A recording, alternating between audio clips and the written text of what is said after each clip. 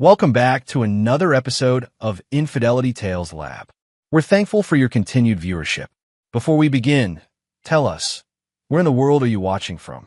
We love knowing our global reach. Now, let's dive into today's story. Chapter 1. The Mask Falls. Troy Sinclair had built his life on two fundamental principles.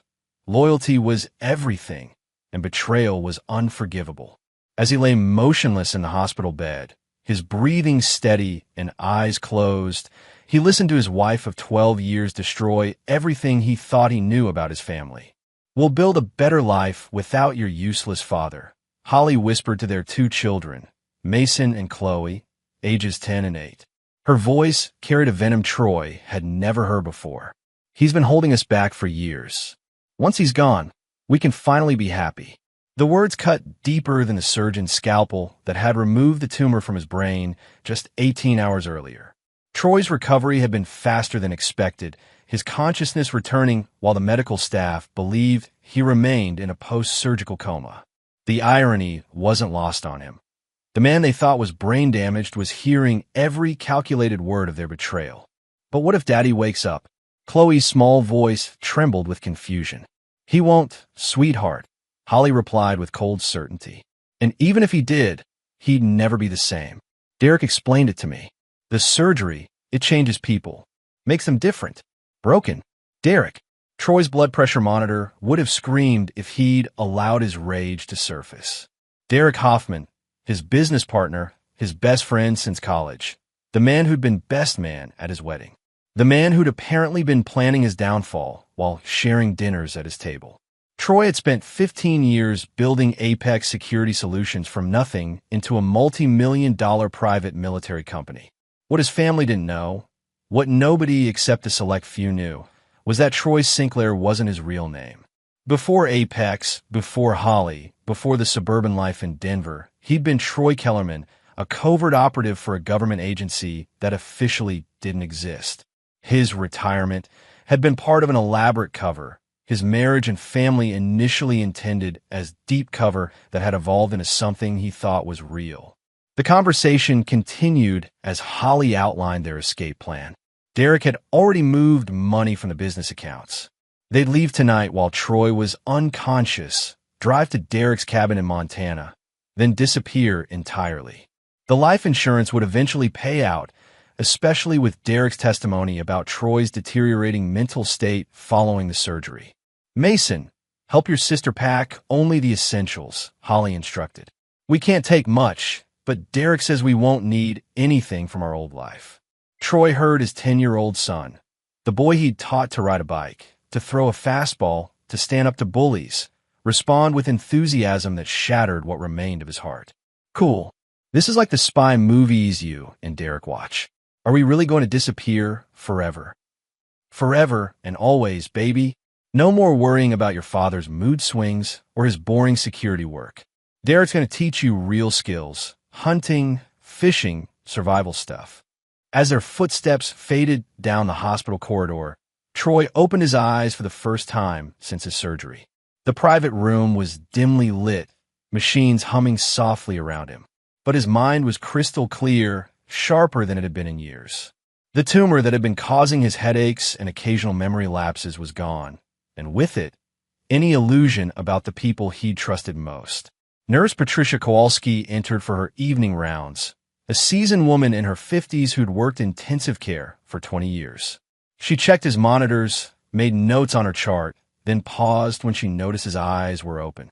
"Mr. Sinclair, can you hear me?" Troy studied her face, noting the slight recognition in her eyes. Something told him she knew more than she was letting on. "How long?" he asked, his voice hoarse but clear. Patricia glanced toward the door, then leaned closer. "Your surgery was yesterday. Your family, they left about an hour ago. Packed bags." She hesitated, then added quietly, "I know who you really are, Troy. My brother was Daniel Kowalski, Danny Kaye from the Sarajevo operation." Danny Kaye. Troy remembered him, a communications specialist who died saving their entire team when an extraction went sideways. Patricia's resemblance to her brother was subtle but unmistakable once she'd pointed out. "Danny saved my life," Troy said simply. He talked about you before that last mission. Said if anything happened to him, Troy Kellerman was the only man in the world he'd trust to watch over his family. She pulled out her phone, showing him a news alert. This went live 20 minutes ago. The headline read, Apex Security CEO Troy Sinclair awakens from surgery. Makes full recovery.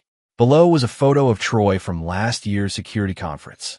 I took the liberty of contacting Channel 7, Patricia explained. Told them the tumor removal was successful and you were awake and coherent. They're calling it a miracle recovery. She smiled grimly. I figured if people were planning to disappear, they should know you're not as helpless as they think. Troy's phone, which sat on the bedside table, began buzzing incessantly. 63 missed calls and counting, all from Holly's number. He could imagine her panic. Their carefully planned escape had just become infinitely more complicated. Patricia, Troy said, sitting up with surprising ease, I need you to do something for me. Tell the doctors I'm insisting on being discharged tonight. Medical advice be damned. That's not advisable. You just had brain surgery. I've had worse. Troy's voice carried the authority of a man accustomed to life or death decisions. And I have some family matters to attend to. As Patricia reluctantly agreed to speak with the attending physician, Troy stared out the window at the Denver skyline. Somewhere out there, 3 people who'd shared his name and his table were learning that their victim wasn't nearly as helpless as they'd assumed. They'd made one critical error in their planning. They'd forgotten that before Troy Sinclair, the businessman, existed, Troy Kellerman, the operative, had survived situations that would break ordinary men. And Troy Kellerman never forgave betrayal. The hunt was about to begin. Chapter 2. The Wolf Remembers. The discharge process took 4 hours of arguing with doctors, signing liability waivers, and convincing medical staff that Troy's insistence on leaving was born of sound mind rather than post-surgical confusion. By midnight, he was walking out of Denver General with a clean bill of health and a prescription for pain medication he had no intention of taking. His first stop was the Apex Security offices in downtown Denver.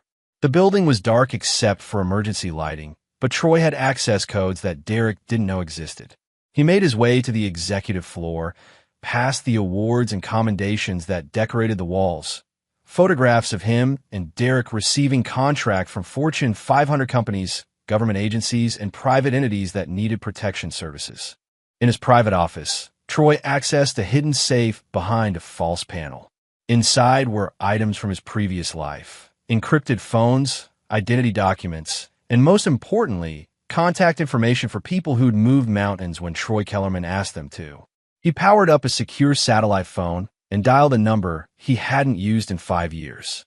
Mongoose, came the gravelly voice on the other end. It's Phantom, Troy replied, using his old call sign.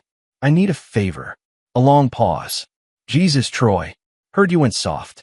Wife, kids, the whole suburban nightmare. Nightmare's accurate. I need full surveillance on 3 targets, immediate deployment. And I need the Morrison cabin in Montana monitored.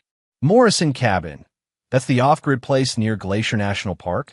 That's the one. How fast can you have eyes on it? Give me 6 hours. What's the situation? Troy outlined the betrayal in clinical terms, keeping emotion out of his voice. Mongoose, real name Carl Rodriguez, had been Troy's intelligence coordinator for 7 years of Black Ops. He now ran a private intelligence firm that operated in legal gray areas. Damn, brother. Your own family. Former family, Troy corrected. I need to know everything about Derek Hoffman's activities for the past 6 months. Financial records, communications, travel patterns. Everything. Consider done. What's your timeline? They think they have a head start, but they're not dealing with Troy Sinclair anymore. They're dealing with me. After ending the call, Troy spent the next hour accessing Apex's financial records. Derek had been cleverly skimming money for months, but he'd made one crucial mistake. He'd used corporate accounts that Troy had access to through back doors Derek didn't know existed. The theft totaled nearly $2 million, moved through a series of shell companies that ultimately led back to Derek's personal accounts. But Troy wasn't interested in financial recovery. Money could be replaced. Trust, once broken, was permanent. His secure phone buzzed with an encrypted message from Mongoose. Eyes on cabin. 3 vehicles present. Heat signatures show 4 adults, 2 children. Your targets are there. 4 adults. That meant Derek wasn't alone. He'd brought backup. Troy's smile was cold as he typed back. Maintain surveillance. Do not engage. I'm coming. The drive from Denver to northern Montana took 12 hours, but Troy made it in 9. The Ducati motorcycle he'd retrieved from a storage unit outside the city was built for speed, and the highways were empty in the pre-dawn hours. As he rode, he made additional phone calls to contacts across the country. People who owed him favors, people who feared him, people who understood that Troy Kellerman always collected his debts. By the time he reached the surveillance position Mongoose had established, the sun was setting behind the Rocky Mountains. Carl Rodriguez met him at a concealed observation post overlooking the cabin valley. Good to see you, Phantom, Mongoose said, handing Troy a pair of high-powered binoculars. Though you look like hell, brain surgery will do that. Troy focused the binoculars on the cabin below. What's the situation? Derek Hoffman, your wife Holly, and your 2 kids, plus 2 additional males, Marcus Webb and Antonio Rivera. Both have records. Webb for armed robbery, Rivera for assault and drug trafficking. Looks like Derek recruited some muscle for protection. Troy studied the men through the binoculars.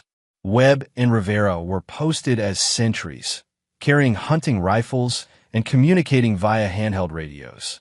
This wasn't a simple escape plan. It was a fortress mentality. Derek's more paranoid than I gave him credit for, Troy observed.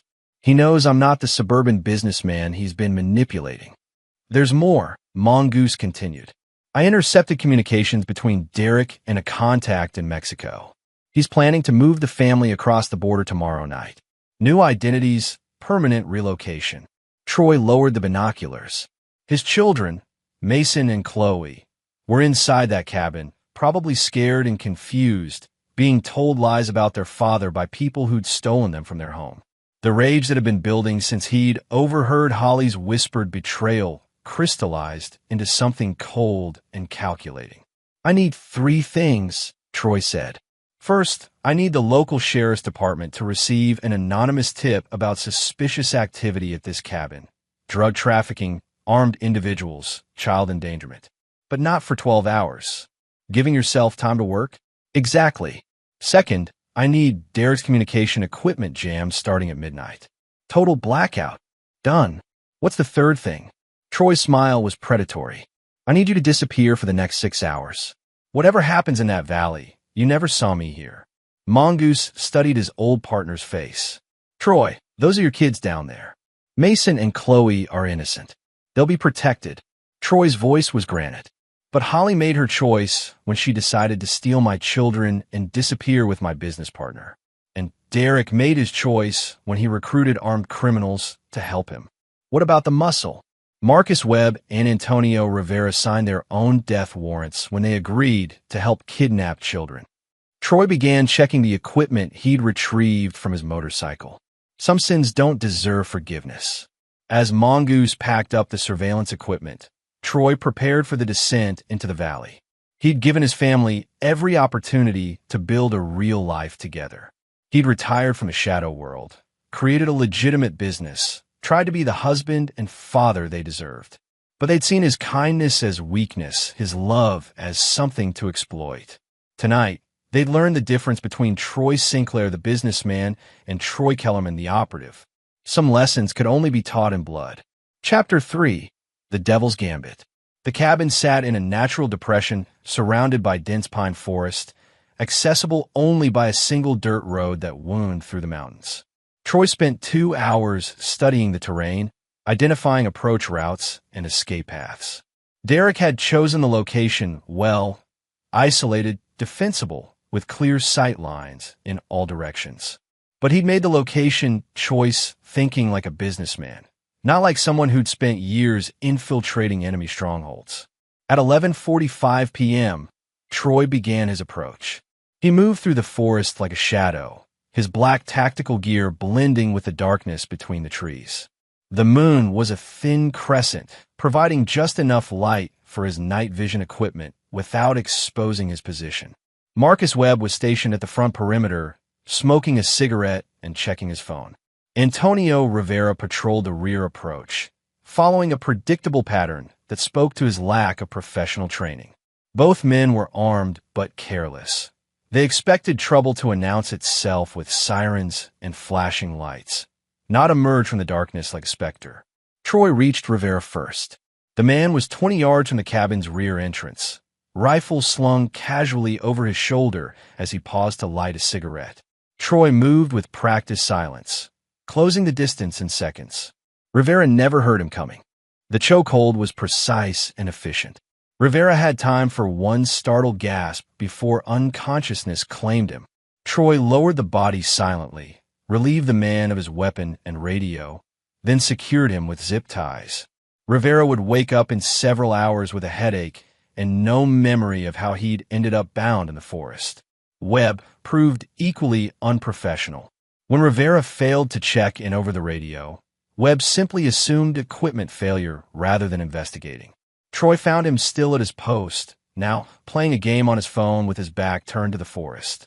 "Marcus Webb," Troy said quietly, materializing from the shadows. Webb spun around, fumbling for his rifle, but found himself staring down the barrel of Troy's sidearm. "You have a choice," Troy continued in the same conversational tone. "You can walk away from this situation with your life, or you can continue working for Derek Hoffman and discover what happens to people who threaten my children." Webb's eyes were wide with panic. "Look, man, I don't know what this is about. Derek just hired us for security. Said his business partner might cause trouble. Derek lied to you. This isn't about business."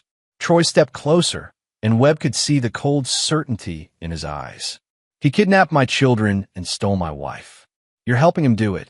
I didn't know about kids. Derek said it was a custody dispute, that you were dangerous." "I am dangerous," Troy confirmed. "Extremely dangerous. But not to children and not to people who walk away when they realize they're on the wrong side." Webb dropped his rifle and raised his hands. "I'm gone, man. I never saw you. Smart choice. Start walking toward the road. Don't look back. Don't contact Derek. Don't stop until you reach civilization." Troy's voice carried absolute authority. "If I see you again, the conversation will be much shorter."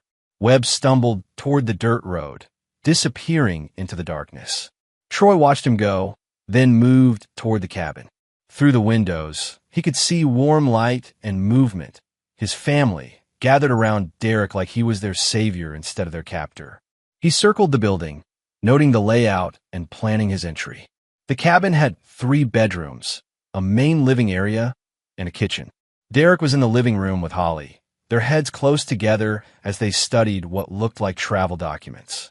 Mason and Chloe were in one of the bedrooms, apparently asleep.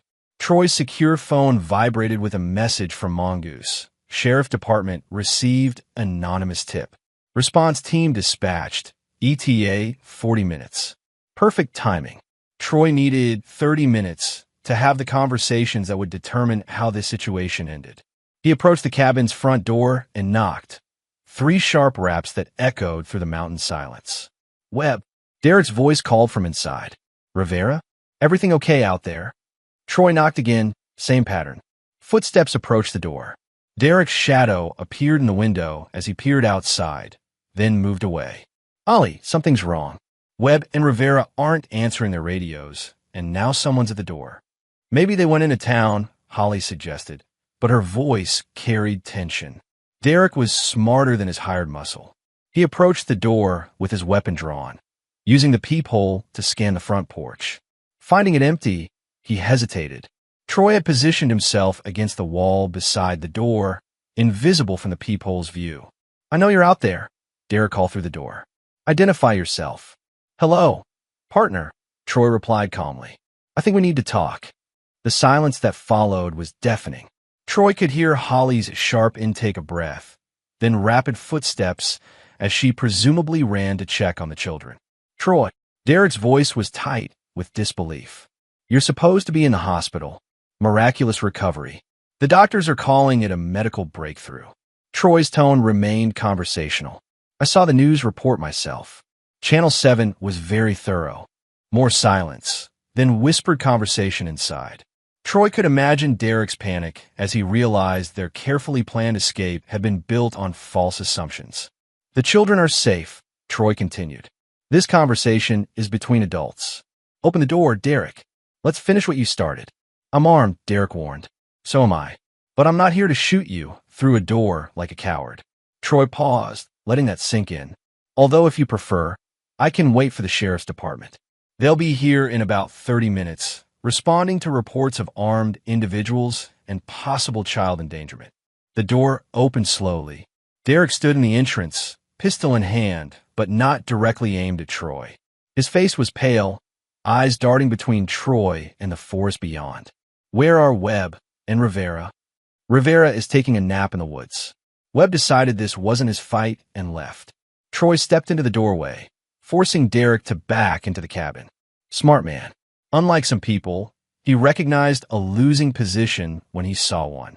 Holly appeared from the bedroom hallway, her face a mask of fury and fear. You were supposed to be brain damaged, incapacitated.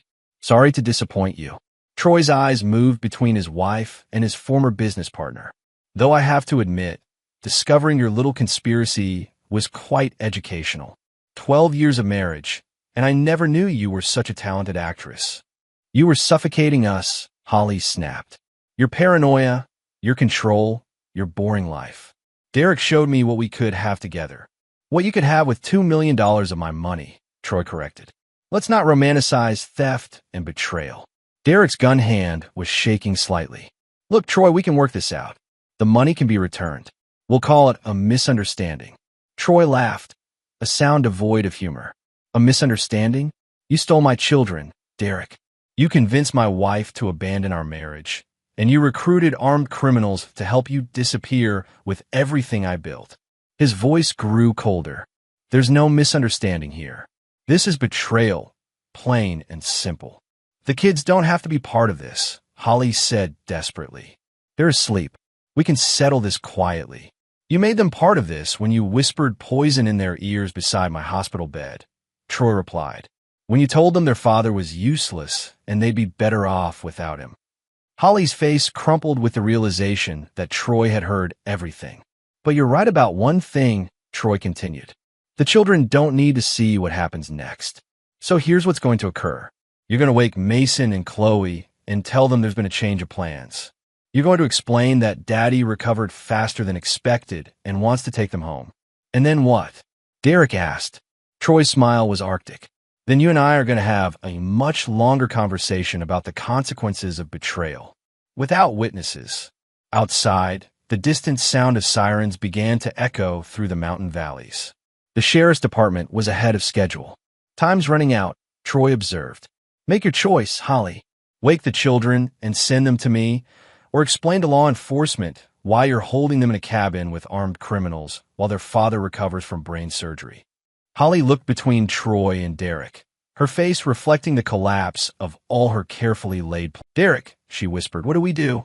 Derek's response would determine whether the next few minutes ended in surrender or violence. And Troy was prepared for either outcome. Chapter 4. Blood and Reckoning. The sirens were less than 5 minutes away when Holly finally moved toward the bedroom where Mason and Chloe slept. Her hand shook as she reached for the door handle, then stopped. No, she said, turning back to face Troy. I won't let you manipulate them. They're better off without you. Derek raised his pistol, pointing it directly at Troy's chest. She's right. You're the problem, Troy. You always have been. Controlling, paranoid, living in the past. We're giving those kids a future you never could. Troy studied both of them with the detached analysis he'd once applied to enemy combatants. So this is your choice? You'd rather face kidnapping charges than admit you made a mistake. The only mistake was not doing this sooner, Holly spat. You're a dinosaur, Troy. Your military background, your precious security business, it's all just glorified violence. Mason and Chloe deserve better. You're absolutely right, Troy said calmly. They do deserve better. Better than a mother who abandons her family for money and a stepfather who steals from his best friend. The bedroom door opened, and Mason appeared, rubbing his eyes. Mom? What's happening? Why are there sirens? Holly moved quickly to intercept him, but Troy's voice carried across the room with paternal authority. Mason, come here, son. The 10-year-old looked confused, glancing between his parents. Dad? Mom said you were sick, that you might not wake up. I'm fine, buddy. Just had a headache that needed fixing. Troy kept his voice gentle despite the weapon pointed at him. Why don't you and Chloe come with me? We need to talk. He's lying to you, Holly said desperately. The surgery changed him, Mason. He's not the same person. Mason studied his father's face with the serious expression that had always reminded Troy of himself. You look the same to me, Dad. Derek's finger tightened on the trigger. Troy, call off the police. Tell them it was a false alarm. I can't do that, Derek. See, I never called them. Troy's smile was predatory. A concerned citizen reported suspicious activity. Armed individuals at an isolated cabin, possible drug trafficking, child endangerment. The kind of call that brings a full tactical response. The sirens were deafening now, vehicles pulling up outside the cabin. Bright lights flooded through the windows as the sheriff's department surrounded the building. Sheriff's department. Exit the building with your hands visible. Derek's panic was complete now. He swung the gun between Troy and the front door, his breathing rapid and shallow. This is your fault, he snarled at Troy. Everything's ruined because you couldn't just stay unconscious. Actually, everything's ruined because you're a thief and a kidnapper, Troy corrected. But I'm willing to make this simple for you. He stepped closer to Derek, close enough that the gun barrel was nearly touching his chest. Shoot me, Troy said quietly. Pull the trigger, Derek. In front of my son, in front of the police outside, with evidence of your financial crimes already in the hands of federal investigators. See how that works out for you. Derek's hand was shaking violently now. You're insane. No, I'm informed. While you were planning your great escape, I was making phone calls. The FBI has copies of all your financial records. The money you stole has been frozen in every account you thought was secret. Your Mexico contact? He's been arrested. There's no escape plan anymore, Derek. There's only consequences. The front door burst open as tactical officers flooded the cabin. Drop your weapons. Get on the ground. Derek turned toward the officers, his gun still in hand. It was exactly the wrong move at the wrong time. Gun, one of the officers shouted. Troy moved faster than Derek could react, slamming into his former partner and driving him to the ground. The pistol discharged harmlessly into the ceiling as they fell, then skittered across the floor. Clear, Troy shouted, rolling away from Derek with his hands visible. Weapon is clear. The tactical team swarmed the cabin, securing Derek with professional efficiency.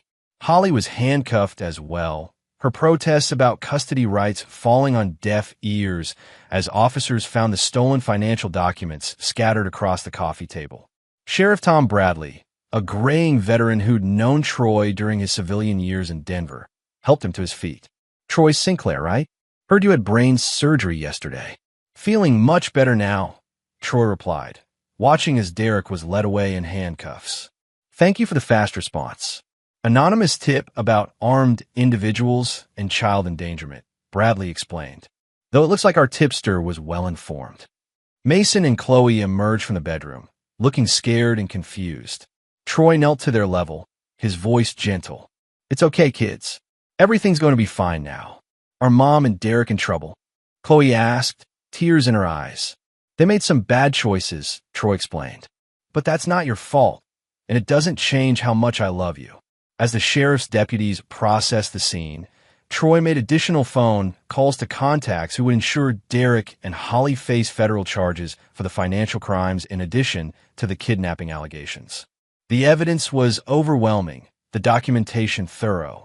But as he watched his children being comforted by paramedics, Troy realized his revenge was far from complete. Holly and Derek would face justice through the legal system, but justice and revenge were different things entirely. Over the next several hours, as statements were taken and charges filed, Troy learned the full scope of their betrayal. Holly had been planning to leave him for 8 months, convinced by Derek that Troy's post-military life made him a liability. They'd been having an affair for over a year, using business trips as cover for their relationship.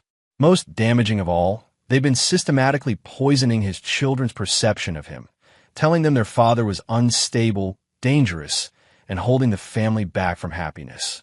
As dawn broke over the Montana mountains, Troy sat in Sheriff Bradley's office with Mason and Chloe, waiting for social services to complete their evaluation. The children would be going home with him, but the psychological damage would take time to heal. "Dad," Mason said quietly, "were you really sick? In your brain?" "I had a tumor that was causing headaches," Troy explained honestly. "The doctors removed it, and now I'm fine. Better than fine, actually. Derek said you might become violent, that you had episodes." Troy felt the cold rage return, but kept his voice steady. "Derek told you a lot of things that weren't true, son. He was trying to make you afraid of me, so you wouldn't want to come home. But why would he do that?" It was a child's question that deserved an honest answer. Because some people think lying is easier than facing the consequences of their choices. "Derek stole money from our business and convinced your mother to help him. When they decided to disappear, they needed you and Chloe to go willingly." Chloe, who'd been quiet through most of the ordeal, finally spoke up. "I don't want to go with Derek anymore. He was mean when you weren't around." Troy pulled both children closer, feeling the weight of fatherhood settle around him like armor. Holly and Derek were in prison, their legal troubles just beginning. But the deeper revenge, the kind that would truly balance the scales, would take time and patience. His family had been stolen from him, his children's love poisoned against him, his trust betrayed by the people closest to him. The law would punish them for their crimes, but Troy Kellerman had learned long ago that some debts could only be paid in suffering. As they drove back toward Denver, Troy's phone buzzed with a message from Mongoose. Rivera found and arrested. Webb turned himself into authorities in Billings. Clean sweep. Troy typed back. Phase 1 complete. Phase 2 begins when they're transferred to federal custody. In the rearview mirror, he could see Mason and Chloe sleeping in the back seat, finally safe. They'd been through enough trauma. They would be protected from what came next. But Holly and Derek's ordeal was just beginning. They thought prison would be their punishment, but Troy had spent years building relationships with people who operated in the gray spaces between legal and illegal. People who understood that some betrayals demanded a more personal form of justice. The reckoning had only begun. Chapter 5. The Price of Betrayal. 6 months after the Montana incident, Holly sat in the federal courthouse in Denver, listening to the judge sentence her to 8 years in prison for conspiracy, kidnapping, and money laundering. Derek received 12 years for the same charges, plus additional counts of embezzlement and fraud. Their lawyers had negotiated the best deals possible, but the evidence was overwhelming. Troy watched from the gallery, his face impassive as the woman who'd shared his bed for 12 years was led away in shackles. Mason and Chloe weren't present. They were at school, living as normal a life as he could provide after the upheaval. They'd been in therapy for months, slowly understanding that their mother's version of events hadn't been truthful. Outside the courthouse, Derek's lawyer approached Troy with an offer. "Mr. Sinclair, my client would like to speak with you. He's hoping to make amends, perhaps work out some kind of restitution arrangement." Troy studied the lawyer with cold eyes. "Restitution? The financial damages to your company. Derek understands he can't undo what happened, but he'd like to try to make things right. Set up the meeting," Troy replied after a moment. "Tomorrow, 2 p.m., at the Federal Detention Center." The lawyer seemed relieved. "Thank you. Derek will be grateful for the opportunity." Troy said nothing. Gratitude was the last thing Derek would feel when he learned what Troy had planned for him. The next day, Troy sat across from Derek in the detention center's visiting room. His former partner looked haggard, the stress of imprisonment already taking its toll. Dark circles under his eyes, weight loss, the nervous tics of a man realizing his life was effectively over. "Troy, thank you for coming," Derek began. "I know what I did was unforgivable, but I want you to know I regret everything. The money, Holly, the kids. I got caught up in something I should have walked away from." "Tell me about the regret," Troy said conversationally. "When did it start? When you were stealing from me? When you were sleeping with my wife? Or when you convinced my children their father was dangerous?" Derek flinched at each question. "I know you hate me. I deserve that. But I'm hoping we can find a way forward. Some kind of arrangement that helps repair the damage." "You're right," Troy agreed. "We do need an arrangement, but not the kind you're thinking." He leaned forward, his voice dropping to barely above a whisper. "Derek, Do you remember our conversation about my military background? How I always kept the details vague. Derek nodded uncertainly. I wasn't just military. I was something much more specialized. I worked for people who don't officially exist, doing things that never happened, in places that aren't on any map. Troy's smile was arctic. For 15 years, I eliminated problems that couldn't be solved through conventional means. The color drained from Derek's face. When I retired, I thought I was done with that life. I built Apex, married Holly, had children. I tried to be a normal person. Troy paused, studying Derek's growing terror. But you brought that other person back, Derek. You reminded me who I really am. Troy, please. I'm going to prison. I'll lose everything. Isn't that enough? Prison. Troy laughed softly. Derek, prison is the least of your concerns. You see, I've spent the last 6 months making phone calls to old friends. People who work in federal corrections. People who have influence with certain inmate populations. Derek's breathing became rapid and shallow. Franklin Correctional, where you're being transferred next week, has an interesting demographic, Troy continued. 40% of the inmates have children. Many of them are fathers who lost custody because of their crimes. They have very strong feelings about men who kidnap children from their families. You can't do this, Derek whispered. I'm not doing anything. I'm simply sharing information. Your name, your crimes, your cell assignment. What happens after that is entirely up to them. Troy stood to leave. Although, I should mention, I've also arranged for copies of your financial records to be distributed. The inmates will know exactly how much money you stole from your best friend's family. Derek lurched to his feet, desperation in his voice. Troy, I'll pay it all back. Every penny. I'll sign over everything I own. You don't own anything anymore, Troy replied calmly. Your assets were seized. Your bank account's frozen. Your life insurance policy canceled. Even if you survive your sentence, you'll be released with nothing but the clothes on your back and the knowledge that every moment of suffering was earned. As Troy walked toward the exit, Derek called after him. What about Holly? She's the mother of your children. Troy stopped but didn't turn around. Holly made her choice when she decided Mason and Chloe would be better off without their father. Now she gets to live with the consequences of that choice. The Federal Women's Correctional Facility where Holly was serving her sentence was a different kind of hell. Troy had made different arrangements for her, knowing that physical violence wasn't the appropriate punishment for her betrayal. Instead, he'd arranged for something far more psychologically devastating. Through contacts in the federal system, Troy ensured that Holly was assigned to work detail in the prison library, where she had access to newspapers and internet for educational purposes. Every day, she would see articles about successful Apex security contracts, photos of Troy receiving business awards, and most importantly, pictures of Mason and Chloe thriving in their new life.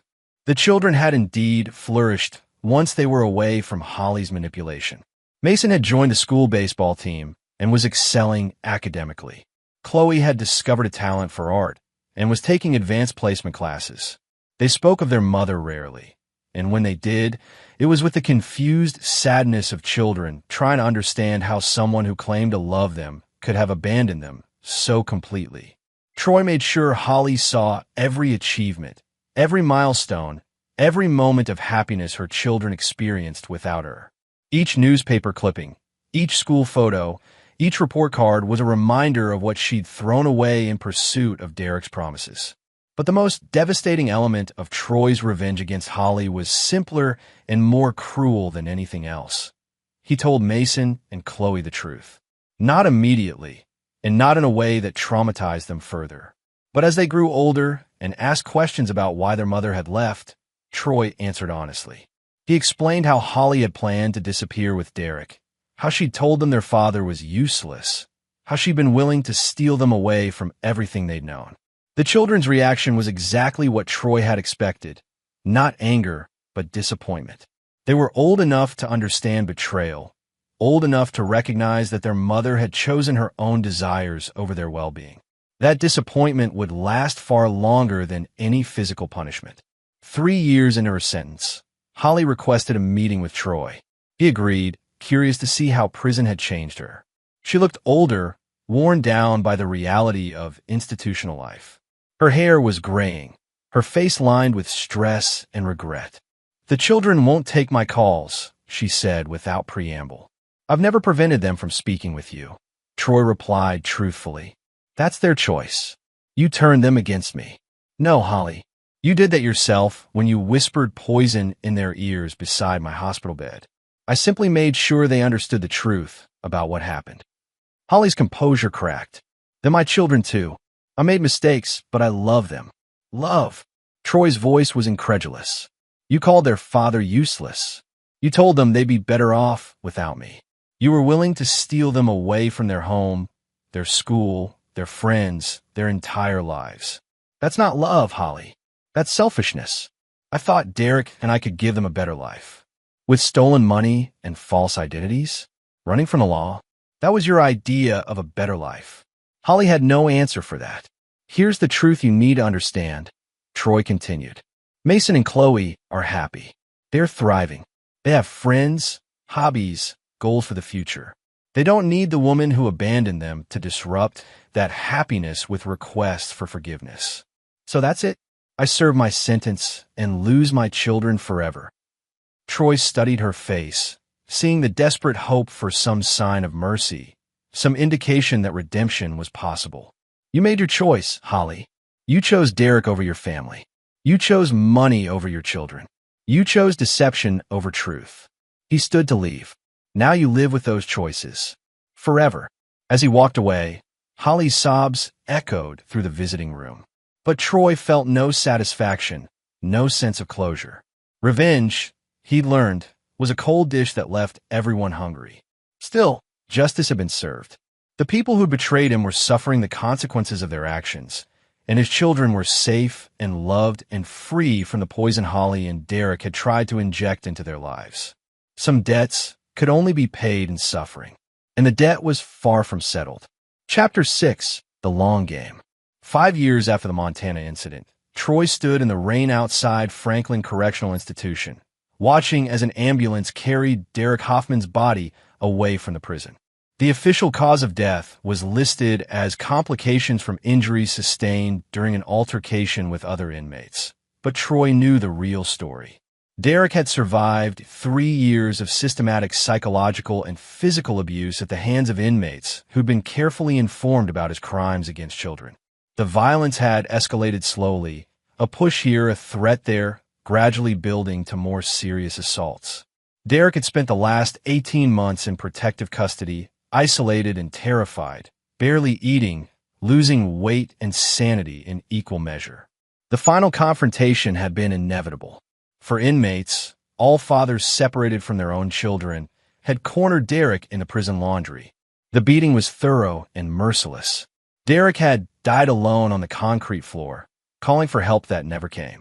Prison warden Samuel Torres approached Troy in the parking lot, his expression carefully neutral. "Mr. Sinclair, I'm sorry for your loss." Troy studied the man's face, noting the subtle recognition in his eyes. Torres knew exactly who Troy was and what Derek's death meant. "Thank you, Warden. Derek made a lot of enemies with his choices." "Prison can be dangerous for certain types of offenders," Torres agreed. "Child predators, men who commit crimes against families. They don't fare well in general population. I'm sure you did everything you could to protect them. Of course, the resources are always limited." Torres paused, then added quietly, "The inmates responsible for this incident have been identified. They'll face additional charges." Troy nodded. The inmates would be prosecuted, but their sentences would be minimal. They'd killed a child kidnapper, which carried its own form of justice in the prison hierarchy. They'd be heroes to their fellow inmates, not pariahs.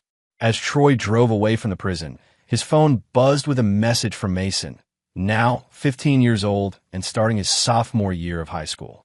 "Dad, saw the news about Derek. Are you okay?" Troy typed back, "I'm fine, son. Justice was served."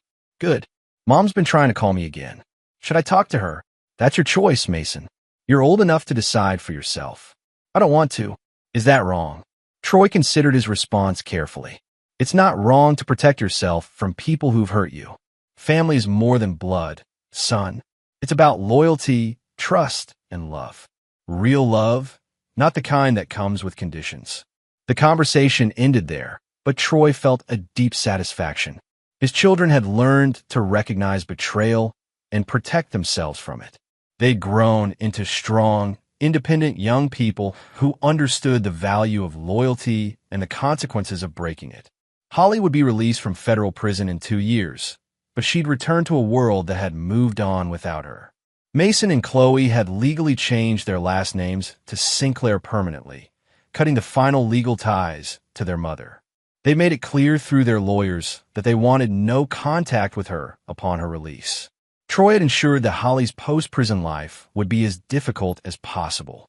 Her criminal record would prevent her from finding meaningful employment. The financial restitution requirements would ensure she remained in debt for decades. Most importantly, she'd lost the thing that mattered most to her, her children's love and respect. But Troy's revenge extended beyond just Holly and Derek. He'd spent 5 years systematically destroying everyone who'd helped them or enabled their betrayal. Marcus Webb, the hired muscle who'd walked away from the Montana cabin, had found his life slowly disintegrating. Employment opportunities disappeared due to anonymous tips about his criminal associations. Landlords refused to rent to him after receiving calls about his dangerous background. He'd been arrested 3 times on trumped-up charges that were eventually dropped, but not before costing him jobs and reputation. Webb had finally fled Denver entirely, moving to a small town in Wyoming where he worked construction and kept his head down. He learned that crossing Troy Sinclair carried consequences that extended far beyond the immediate situation. The lawyers who'd initially helped Derek hide his financial crimes had faced their own reckoning. Anonymous tips to the Colorado Bar Association about ethics violations had resulted in investigations, suspensions, and in one case, disbarment. Their practices had crumbled, their reputations destroyed, their ability to practice law permanently compromised. Even Holly's sister, who'd helped her plan the initial escape, had faced consequences. Her husband's construction company had mysteriously lost several major contracts after anonymous complaints about safety violations and poor workmanship. Their marriage had suffered under the financial strain, ultimately ending in divorce. Troy's philosophy was simple. Betrayal was a contagion that had to be thoroughly eradicated. Anyone who'd helped Holly and Derek, anyone who'd known about their plans and failed to warn him, anyone who'd enabled their actions in any way, they all paid a price. The message was clear throughout Denver's business and social circles. Troy Sinclair was not a man to be crossed. His reputation as someone who never forgot a slight and never forgave betrayal became legendary. People spoke in whispers about what had happened to Derek and the others, warning their friends and colleagues to be careful in their dealings with the Apex Security CEO. But the most profound change was in Troy himself. The suburban businessman persona he'd cultivated for 15 years was gone, replaced by something harder and more calculating. He still loved his children with fierce intensity, still provided them with every opportunity and advantage. But the naive trust that had allowed Holly and Derek to manipulate him had been burned away completely. Mason and Chloe had inherited more than their father's name. They'd learned his philosophy about loyalty and consequences. They protected each other with the same intensity Troy protected them. They understood that trust was earned through actions, not words, and that betrayal was unforgivable. As Troy pulled into the driveway of their Denver home, he saw his children through the window, doing homework at the kitchen table. They were laughing about something, comfortable and secure in the knowledge that their father would always protect them from those who might harm them. The house was peaceful, stable, free from the toxicity Holly and Derek had tried to introduce. Troy had built something pure here, something that couldn't be corrupted by people who saw kindness as weakness or love as something to exploit. His phone buzzed with another message, this one from Mongoose. Package delivered to Holly's cell as requested. The package contained newspaper clippings from Derek's funeral, attended by no one except a court-appointed chaplain and a single guard. The articles detailed his death, the circumstances that led to it, and the complete absence of anyone willing to mourn his passing. Holly would read those articles and understand that Derek's promises of a better life had led to a lonely death in a prison cell. She'd realized that the man she'd abandoned her family for had died, despised and forgotten, killed by other inmates who saw him as the lowest form of criminal. Most importantly, she'd understand that Troy's revenge was patient, thorough, and complete. Derek was dead. Their co-conspirators had been systematically destroyed, and she would be released into a world that offered her nothing but consequences for her choices. The debt was nearly paid in full. Only one final payment remained, and that would come when Holly walked out of prison to discover that the life she'd thrown away was gone forever, replaced by nothing but regret and isolation. Troy Kellerman had learned long ago that some enemies could only be defeated through total destruction. And Holly Sinclair, soon to be Holly Matthews again, since she'd lost the right to his name, was about to learn the same lesson. Chapter 7. The Final Reckoning. Holly's release from federal prison came on a gray October morning, 3 months earlier than originally scheduled due to good behavior. She stepped through the gates of the women's correctional facility carrying a single bag of possessions and wearing the same clothes she'd been arrested in 7 years earlier. They no longer fit properly. Prison had aged her in ways that went beyond simple time. Troy was waiting for her in the parking lot, leaning against his black BMW with the patience of a predator who knew his prey had nowhere to run. "Hello, Ollie," he said as she approached, his voice carrying the same conversational tone she remembered from their marriage. "Troy." Holly stopped 10 feet away, studying his face for any sign of the man she'd once thought she could manipulate. "I wasn't expecting you. I thought we should talk before you disappear into whatever life you've planned for yourself." Holly glanced around the empty parking lot, noting that they were alone except for the distant figures of guards in the prison towers. The children, Mason and Chloe, are 17 and 15 now. They're at school where they belong, living their lives without worrying about disruptions from people who abandoned them. The words hit Holly like physical blows, but she tried to maintain her composure. "I want to see them. They don't want to see you." Troy's response was matter-of-fact, delivered without cruelty or satisfaction. "They've made that very clear to their lawyers, to the court, and to me. Multiple times. They're minors. You could arrange something if you wanted to. Could I?" Troy tilted his head slightly. "Should I force my children to have contact with someone who called their father useless and try to steal them away from their home? Should I expose them to the woman who chose her boyfriend over their well-being?"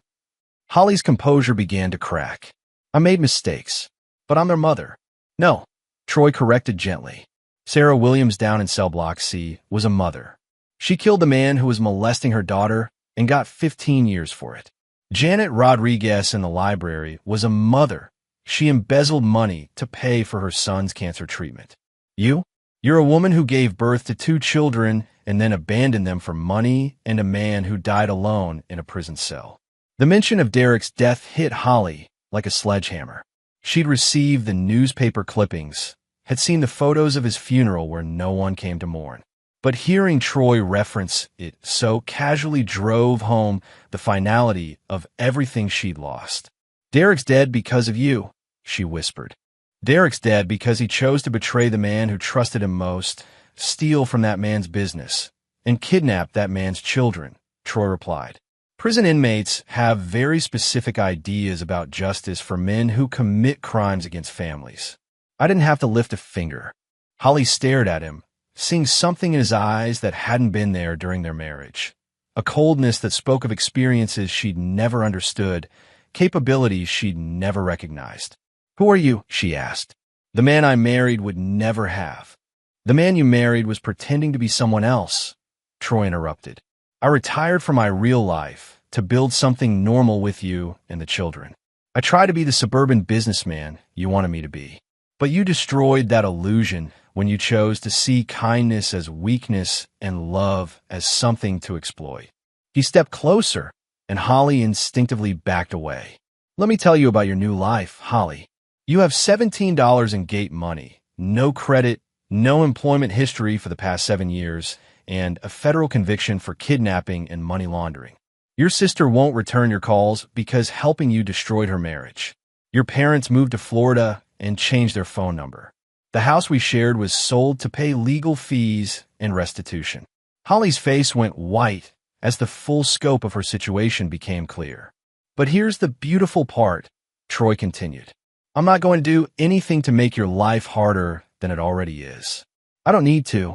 You're going to suffer every day for the rest of your life, knowing that you threw away everything that mattered for a fantasy that led to nothing but death and loneliness. The children will graduate high school, go to college, build careers and families of their own. They'll have wonderful lives filled with people who actually love them, not people who see them as pawns in some scheme for easy money." Troy's smile was arctic. "And you'll read about it all in the newspaper. Every graduation, every achievement, every milestone you'll never be part of." Holly's legs gave out, and she sank to her knees in the prison parking lot, the full weight of her choices finally crushing her completely. "Please," she whispered, "I know I can't undo what I did, but please don't shut me out of their lives forever. They're all I have left." Troy knelt beside her, his voice dropping to barely above a whisper. "Holly, do you remember what you said to them beside my hospital bed? When you thought I couldn't hear you?" She nodded, tears streaming down her face. "You told them they'd build a better life without their useless father. You convinced them I was damaged, dangerous, holding them back from happiness."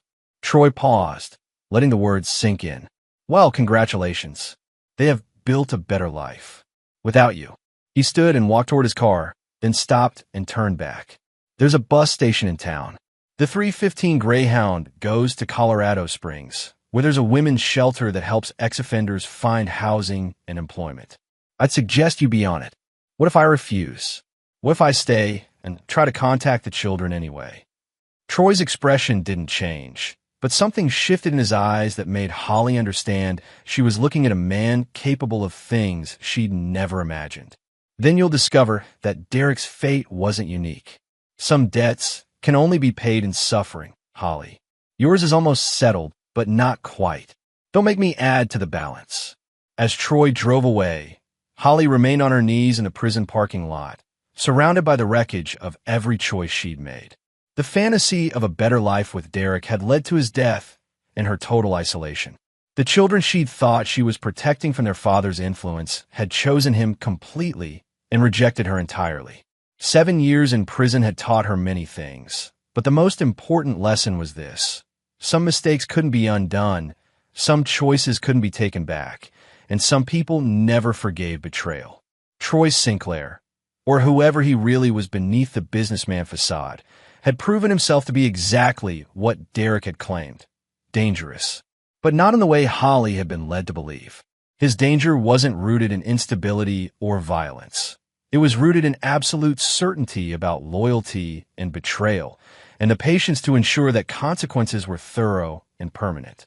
At 3:15 p.m., Holly boarded the Greyhound bus to Colorado Springs, carrying her single bag and the knowledge that she would spend the rest of her life paying for the decision to betray the man who'd loved her and the children who trusted her. Behind her, in Denver, Mason and Chloe Sinclair came home from school to find their father cooking dinner and helping with homework, the same way he had every day for the past 7 years. They didn't ask about their mother's release because they didn't need to know. That part of their lives was over, buried as completely as Derek Hoffman.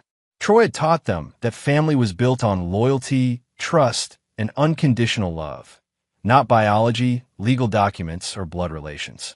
They'd learned the lesson well. The debt was finally paid in full. Chapter 8: The Ghost's Legacy. 2 years after Holly's release, Troy stood in the audience of Mason's high school graduation, watching his son deliver the valedictorian speech to a gymnasium full of proud parents and excited teenagers. The young man on the stage bore little resemblance to the confused 10-year-old who'd been caught in the middle of adult betrayals. At 19, he'd skipped a grade due to his academic excellence. Mason had grown into someone who understood the world with uncommon clarity. "Success isn't measured by what you achieve," Mason said from the podium, his voice carrying the confidence Troy recognized from his own youth. "It's measured by how you treat the people who trust you with their loyalty and how you respond when that trust is tested." In the row beside Troy, 17-year-old Chloe recorded her brother's speech on her phone, beaming with pride. She'd grown into a remarkable young woman, artistic, intelligent, fiercely protective of the family unit they'd rebuilt. Like Mason, she'd learned early that trust was earned through actions, not words. Neither child had mentioned their mother in years. Holly had become a cautionary tale in their minds, a reminder of how people could pretend to love you while planning to abandon you. They'd moved beyond anger or sadness about her betrayal. She simply didn't exist in their emotional universe anymore. After the ceremony, Troy found himself approached by several other parents who'd gotten to know him through school events over the years. To them, he was simply a successful businessman who'd raised two exceptional children as a single father after his wife left the family. The truth was more complicated, but truth was often less important than the story people needed to believe. Troy called Rebecca Martinez, whose daughter had been in classes with Chloe. I heard Mason got a full scholarship to MIT. You must be so proud. I am, Troy replied honestly, though I can't take credit for his work ethic. That's all him. Still, raising two kids alone after your divorce, that couldn't have been easy. Troy's smile never wavered. They made it easy. Good kids make everything else manageable. Rebecca had no idea she was talking to a man who'd systematically destroyed everyone who'd betrayed his family, who'd orchestrated the death of his former business partner, who'd ensured his ex-wife would live the rest of her life in isolation and regret. To her, Troy Sinclair was just another dedicated father navigating life after his marriage ended. The carefully constructed facade had served its purpose. Troy's reputation in Denver was that of a man who'd overcome personal tragedy to build something better for his children. Apex Security Solutions had grown into one of the most successful firms in the region, its clients drawn to Troy's reputation for absolute reliability and discretion. What they didn't know was that Troy's definition of discretion extended far beyond simple business confidentiality. He'd learned to compartmentalize his life with surgical precision. The father and businessman existing in full view of the world, while the operative who'd eliminated threats to his family remained hidden in the shadows. That evening, as they celebrated Mason's graduation at his favorite restaurant, Troy watched his children interact with the easy affection of siblings who'd survived something together. They developed their own code of loyalty, their own understanding of what family meant when stripped of its illusions. "Dad," Chloe said during dessert, "Mason and I were talking about something." "Oh," Troy raised an eyebrow. "Should I be worried?" "We want to legally change our names again," Mason explained. "Not our last name. We're keeping Sinclair, but our middle names." Troy waited, curious about where this was heading. "We want to honor Mom," Chloe continued, and Troy felt his blood pressure spike before she clarified, "Patricia Kowalski, the nurse who helped you at the hospital that night. She saved our family when she called the news station." Troy felt something tight in his chest loosen. Patricia had indeed saved them, in ways his children couldn't fully understand. Her decision to alert the media about his recovery had destroyed Holly and Derek's escape plan and forced them into the desperate situation that led to their capture. "Patricia passed away last year," Mason added softly. "Cancer. We found out through her obituary. We'd like to carry her name as a way of remembering what she did for us." "Mason Patricia Sinclair and Chloe Patricia Sinclair," Troy said, testing the sound. "I think she would have been honored." The conversation moved on to other topics: Chloe's upcoming senior year, Mason's plans for MIT, the family vacation they'd take before he left for college. Normal family discussions that had taken years to feel natural again. Later that night, after the children were asleep, Troy sat in his study looking at the only photograph he kept from his previous life. It showed his old unit during a mission briefing in a place that didn't appear on any map. Young faces, hardened by experiences that couldn't be shared with civilians, bound together by loyalty that transcended blood relations. Most of those men were dead now, killed in operations that never happened or in the violent transitions that followed their return to civilian life. But they'd understood something that most people never learned. Family wasn't about biology or legal documents. It was about choosing to stand with someone regardless of the cost. Troy had tried to teach that lesson to Holly and Derek through patience and trust. When they'd rejected it, he'd taught them through consequences that would follow them to their graves. The lesson had taken, though not in the way he'd originally hoped. His phone buzzed with a text message from an unknown number. Tomorrow marks 7 years. Thank you for the lesson. Holly. Somehow she'd gotten access to a phone and his number, reaching out on the anniversary of her betrayal. Troy stared at the message for a long moment, then deleted it without responding. She no longer existed in his world. Acknowledging her attempt at contact would only validate her hope for some form of redemption. There was no redemption for betrayal. There was only acceptance of consequences. The next morning brought news that would have seemed like coincidence to anyone who didn't know Troy's true capabilities. Holly Matthews, her maiden name resumed after losing the right to his, had been found dead in her studio apartment in Colorado Springs. The cause was listed as apparent suicide, a deliberate overdose of pain medication she'd been prescribed for chronic back problems developed during her prison years. Troy read the brief newspaper article with the same emotional detachment he'd once applied to mission reports. Holly had finally accepted that her debt could only be paid through the ultimate sacrifice. Her death was neither tragic nor satisfying.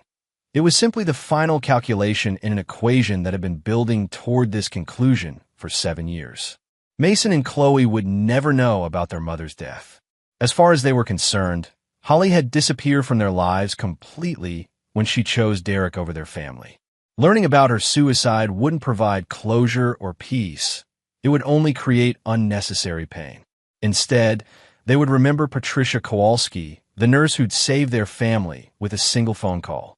They would carry her name and her memory as a reminder that sometimes strangers showed more loyalty and courage than blood relatives. That afternoon, Troy made a phone call to a contact in Colorado Springs who would ensure Holly's burial was handled with minimal fanfare. No obituary, no memorial service, no notification to surviving family members who'd already moved on with their lives. She would disappear from the world as completely as she tried to disappear from his life 7 years earlier. The symmetry was perfect, the debt finally balanced. Derek had died despised and alone in a prison cell. Holly had died isolated and forgotten in a shabby apartment. The people who'd helped them had faced their own consequences, their lives systematically dismantled by the same patience and precision they'd underestimated in Troy. Only Mason and Chloe remained, and they were thriving. They'd learned the lessons Troy had tried to teach through love and were now strong enough to teach those lessons to others. The family he'd built from the ashes of betrayal was unbreakable, forged in fire and tempered by truth. Troy Kellerman was finally at peace. The suburban businessman facade was no longer necessary. His children knew who he really was and loved him completely. The operative who'd eliminated threats with surgical precision could rest, his mission accomplished. Some debts could only be paid in blood, but others could be paid in suffering, isolation, and the slow realization that every choice carried consequences. Holly and Derek had paid their debts in full, and their deaths marked the end of a story that had begun with whispered betrayal beside a hospital bed. In the end, Troy had proven something that both he and his enemies had forgotten during the years of suburban normalcy. Love was not weakness, kindness was not vulnerability, and trust was not naive. But betraying those things? That was unforgivable. The reckoning was complete. Chapter 9, New Beginnings. 5 years later, Troy stood at the edge of the MIT campus, watching Mason walk across the graduation stage to receive his doctoral degree in cybersecurity at the unprecedented age of 24. In the audience beside him, Chloe cheered loudly for her brother, her own Stanford MBA having been completed the previous year. Both children had inherited their father's intensity and focus, channeling it into achievements that amazed even Troy. The young man accepting his diploma bore the confidence of someone who understood the world's complexities without being broken by them. Mason had grown into a leader, someone who inspired loyalty through example rather than demanding it through manipulation. His doctoral thesis on quantum encryption had already been recruited by 3 government agencies and 2 Fortune 500 companies. Chloe had chosen a different path, combining her artistic talents with business acumen to build a non-profit organization that helped children from broken families find stability and support. Her work was driven by personal experience, but her approach was clinical and effective. She'd learned from Troy that emotion without action was useless, while action without emotion was hollow. After the ceremony, the three of them went to dinner at a quiet restaurant near campus.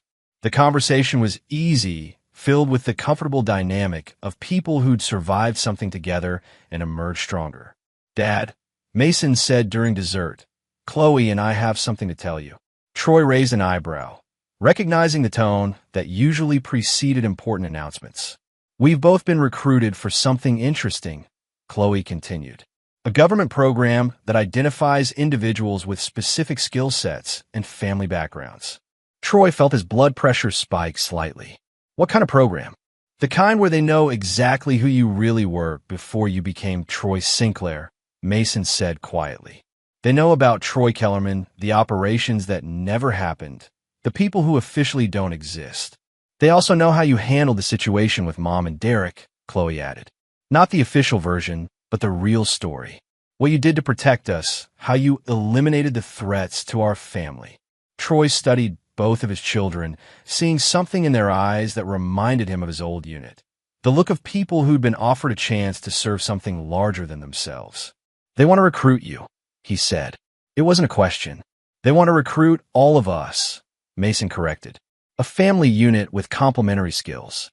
You with field experience and operational planning, me with cybersecurity and intelligence analysis, Chloe with psychological profiling and organizational management." "The Sinclair Group," Chloe said with a slight smile. "That's what they're calling it. A specialized team that handles situations requiring discretion." Troy leaned back in his chair, processing the implications. He'd spent years building a normal life for his children, only to discover they'd inherited more than his name. They'd inherited his calling. "You understand what this means?" he asked. "The life you'd be choosing? The things you might have to do." "We understand," Mason replied. "We've watched you balance two worlds for our entire lives. We've seen what happens when loyalty is betrayed and what it costs to protect the people you love.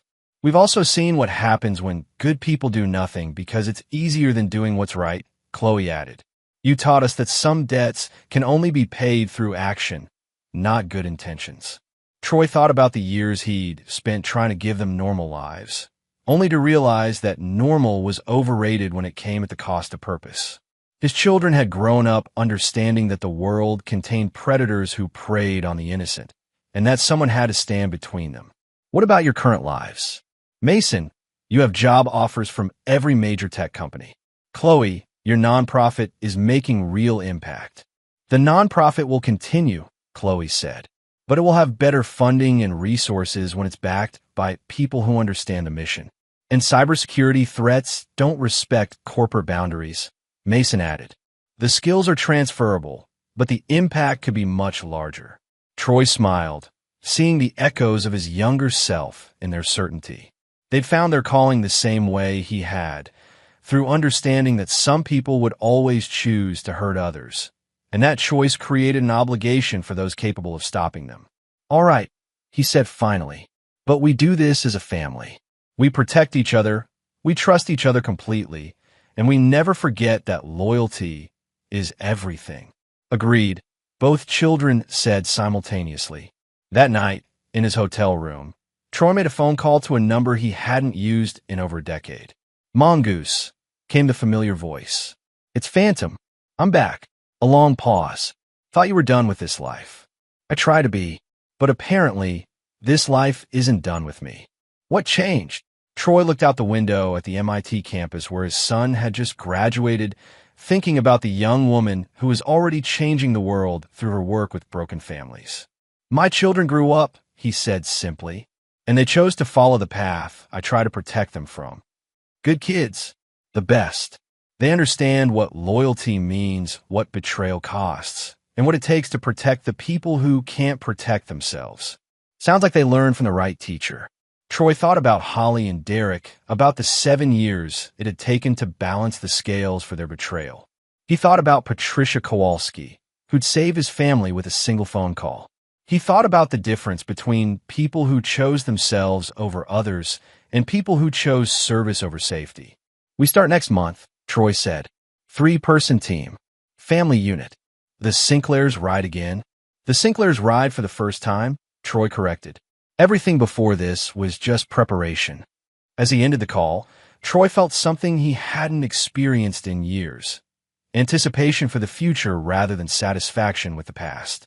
His children had chosen to become the people he'd always hoped they could be, not despite their experiences with betrayal and consequences, but because of them.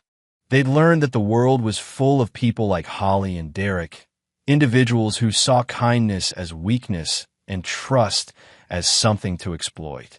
But they'd also learned that such people could be stopped by those willing to pay the price for stopping them. The next morning, the three of them flew back to Denver together, discussing plans for the transition and a new life they'd build around their shared mission. As the plane lifted off from Boston, Troy looked down at the city where his son had just completed his education and realized that this was what victory actually looked like. Not the destruction of enemies, but the creation of something better from the ashes of their defeat. Mason and Chloe Patricia Sinclair would carry more than Patricia Kowalski's name into their new lives. They'd carry her example of choosing to help strangers, her willingness to take risks for people she barely knew, her understanding that sometimes the right thing to do was also the dangerous thing to do. Some debts could only be paid in suffering, but others could be paid in service. Troy had paid his debt to his children by protecting them from those who would harm them. Now his children would pay their debt to the world by protecting others who couldn't protect themselves. The circle was complete, the legacy secured.